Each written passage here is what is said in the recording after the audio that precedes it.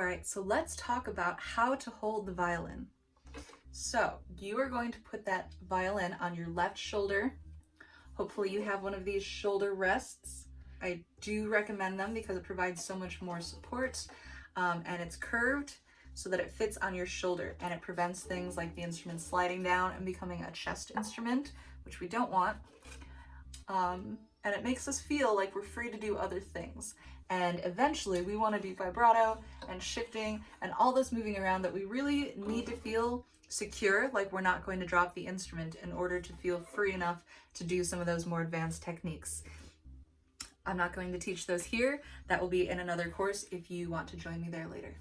So how we hold the instrument is, again, on our shoulder like that with a shoulder rest. It's important for neck and spine health. Our wrist needs to be straight.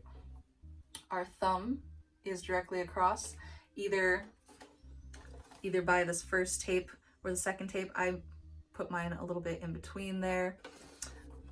You don't want to see much of your thumb. If I were to show you this from the opposite side, my thumb is maybe just barely by the top of the fingerboard. You definitely don't want to bend it. It's a straight thumb. We can bend this thumb for our bow hand, but not this one for our instrument, because what happens when we bend it is we close everything in.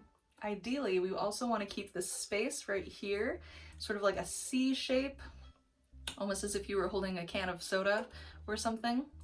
So try and keep that space right here. That will definitely help you keep this straight wrist and prepare you for things like vibrato and shifting, where we're going to need that separation for easy movement. So make sure you just prepare yourself for that now, right away, so that those advanced stages are easier. So my hand is up, my wrist is straight, everything is relaxed, it's not tense, I'm not squeezing, because again, if you squeeze, your thumb is going to bend. And when your thumb bends, it closes that space, if you can see that. You can experiment with that on your own.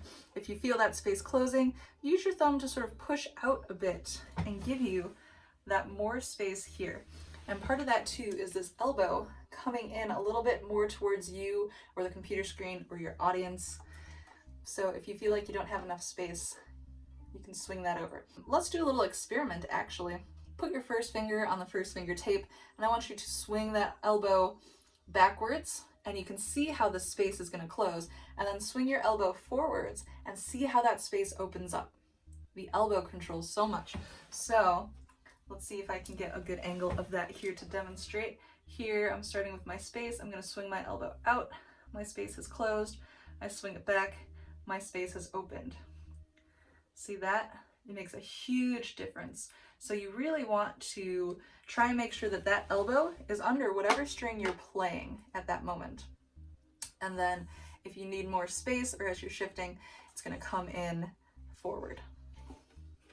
And that's how you hold your instrument. So just to review, the most important things: straight wrist, make sure it's on your shoulder, not your chest, and keep that tunnel and just a little bit of that thumb on the opposite side.